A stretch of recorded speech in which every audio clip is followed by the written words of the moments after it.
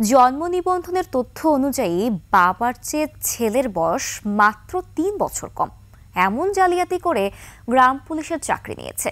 এর সাথে জড়িত একটি সিন্ডিকেট, যারা জাল জালিয়াতি করে হাতিয়ে নিয়েছে বিপুল পরিমাণ টাকা। কুড়িগ্রাম প্রতিনিধি আতাউর রহমান বিপ্লবের তথ্যচিত্রে দেখুন ডেস্ক রিপোর্ট। সানবিট সব দিবে সামাল। সানবিট ম্যাজিক প্রেস ডিশওয়াশিং এর মাথা ঘোরানো সলিউশন। কুড়িগ্রামের বৌমারী উপজেলার হাফিজুর রহমান জন্ম নিবন্ধনে বয়স জালিয়াতি করে নিজের বয়স ২৯ বছর দেখিয়ে চাকরি নিয়েছে গ্রাম পুলিশে। তাকে এই কাজটি করে দিয়েছে জালিয়াত চক্র।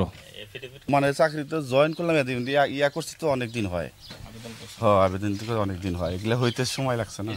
জাতীয় পরিচয়পত্রে হাফিজুরের জন্ম ১৯৮৫ সালের ৭ই মে, কিন্তু জন্ম নিবন্ধন সনদে ১৯৯৬ সালের ৭ই মে। জাতীয় পরিচয়পত্রে হাফিজুরের ছেলে নয়ন মিয়ার জন্ম ১৯৯৯ সালের ১ মার্চ। সেই হিসেবে হাফিজুর মাত্র ৩ বছর বয়সে বাবা হয়েছে। স্থানীয়রা বলছে, গত আগস্ট মাসে উপজেলার ৫টি ইউনিয়নের ১৯ জন গ্রাম পুলিশ নিয়োগে জনপ্রতি ৩ থেকে ৪ লাখ টাকার লেনদেন হয়েছে। আর এর জন্য ইউপি চেয়ারম্যানকে দুষছেন তারা। জালিয়াতি করে টাকার বিনিময়ে টাকা খায়রা তাকে চাকরিটা দেওয়া হয়েছে। সে কার্ডবার্ডের নিবন্ধন নিশ্চয় দুই নম্বর করে চাকরিটা নিয়েছে।